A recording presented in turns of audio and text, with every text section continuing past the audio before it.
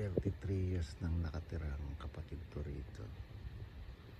Pero sabi niya sa akin, never niya pang na-experience ang malakas na tornado rito sa lugar nila kasi medyo hili raw itong lugar nila. Ibig sabihin mabundok.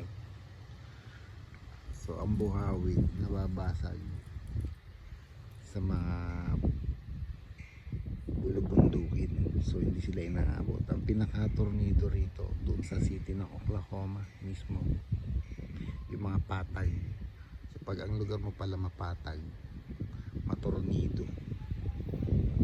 So dito sa lugar nila wala kang makikita, ma-experience na bungawi.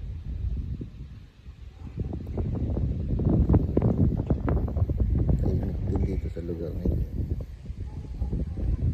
Napakatahimik. Wala akong nakikita ganong tao rito kahapon.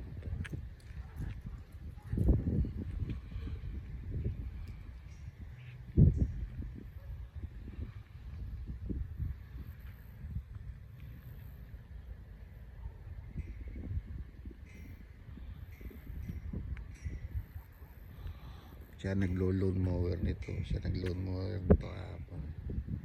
Masipag din yung ate kong gumawa. Masipag siyang maglinis. Yun nga lang, tong ate ko masentimental value rin. Yung mga gamit halos hindi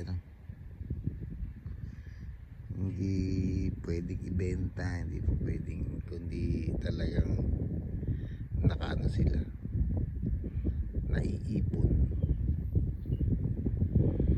lalo na pagka may valuable na gamit.